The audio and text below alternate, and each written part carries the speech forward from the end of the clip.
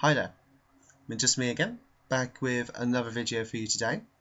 Um, and today's video is going to be a response video to the user named Onision here on YouTube in regards to a couple of points he raised in a couple of his videos that I really want to talk about today. For those who don't know, Onision is an individual here on YouTube that produces kind of a mixture of funny videos and a lot of serious opinion pieces. And he's a YouTuber that is very Marmite-like, in the sense that, you either like him, like a lot of his fan base do, and they guard him jealously. They protect him against the people that don't like him and are very vocal about not liking him. And in my opinion, that those people that don't like him have very valid reasons not to like this person. And but anyway, let's get back to the topic at hand. Hopefully, after I've explained the points that I want to address, my points against them, that you'll understand a bit why I'm not too fond of him either. So recently, he made a number of videos about rape, and how do I say this?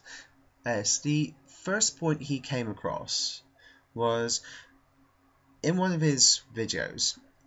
He said that anyone that is in a relationship, anyone that is married, it has no right to complain if the other person forces them to engage in sexual conduct. Basically what he's saying is, if you were in bed with your partner and your partner wanted sexual intercourse, you would have no right, because you're married, to say no. That person has the right to force you to have sex with them. And as soon as this was said, in my head, I just went, what? When has it ever been acceptable to think like that? I would never, ever, if I had a partner, if they said I'm not feeling up to it, I would shrug and I'd say, fair enough, I'm horny, I'm in the mood, but you're not. I mean, how on earth can you say that? That is rape. You saying your vows does not give the other person the right to violate you or abuse you in any way, shape, or form. I know, part of most vows are to have and hold, to love and obey, but the obey part is more, to my mind, a consideration of your partner and of the mutual vows that you've made together, not a right to do as you please. I mean, if you really love someone, you have consideration and you respect their boundaries and their person. So that, and he really stressed that, to be honest, and I'm quite glad a number of people picked up on it as well. The second point I wanted to address is that in his most recent video about rape, he had a hell of a lot of statistics. He had a lot of data that he brought up, national data he'd acquired, and he was kind of doing a kind of how to be safe guide, I suppose you could say. He was addressing statistics and people that were more likely in the general public to rape you, and how to safeguard yourself against these people that are more likely to rape you in public. And the statistics he drew on were, the fact is, if you have a male family member, that male family member is more likely to rape you, because you're more likely to be raped by someone that you know. What? So automatically, he was generally stereotyping every male family member that you could have, brothers, uncles, parents, grandparents. He was automatically saying, there is a possibility that these people might rape you, so you must be careful. And he was suggesting that you constantly be around another family member, that you have friends around you. I mean, logically, that's impossible and ridiculous. So not only do I find it personally offensive that he was generally stereotyping that male family members like that, he was also being quite illogical. And then he went into more statistics about what was it? He went into more general statistics.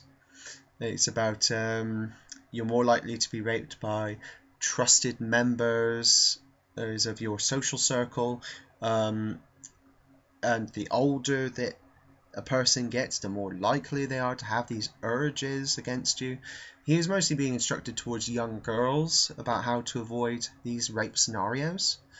But I think that kind of message is quite wrong, because in the sense that whilst it's true you should prepare people, and people should be aware to first not only generalize these statistics, but also to, in a way, instill doubt in people, allowing doubt to overcome clear logical sense.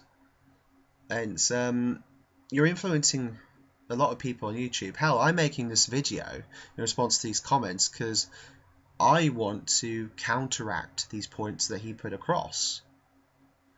So I hope I'm at least trying to be a bit coherent in what I'm saying and to put them across well. So I'm influencing you, the viewer, as much as he's influencing his. I think anyone that ever puts anything up here has a moral, not moral right, sorry, a moral obligation to be aware of what they're doing. I know some people put stuff up here just to offend others, and some people put stuff up here to shock or to amuse. And fair play if you want to do that, but you've got to be prepared to take ownership of what you do. And all these and the part of the reason why I don't like Onision is he does not claim responsibility or ownership for a lot of what he does. He'll accept the benefits because he gets paid a hell of a lot of money for all of this. But as soon as he gets paid, he does not accept criticism for a lot of his works. He actively blocks and takes down comments from people that criticize him. And even, not just the trolls, the ranters that have a go at him and are not very, they just hate speech, but people that have a legitimate concern or a legitimate, criticism against him, he will just block them and not accept it. And in fact, he's made videos where he counter criticizes people for criticizing him, even when it's perfectly valid for things that he himself has said that he was stupid at the time to say. It just boggles the mind. I mean, if so many people are criticizing you, there must be a good reason why. You can't say these people are all being trolls for doing this. And you'd think that someone like that would listen eventually and learn the fact that there's a good reason why they're doing it. But he hasn't.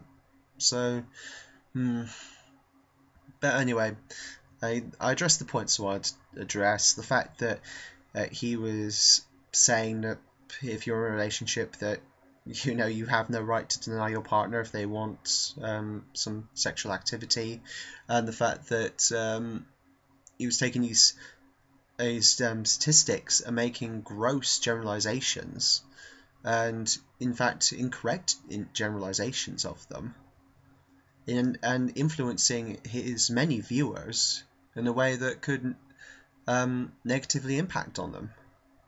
So I've addressed what I wanted to address, and I don't think he'll ever really watch this, but hopefully people that know what he's like, or even more hopefully people that know of him but are not so aware of his true nature, watch this and become more informed of that.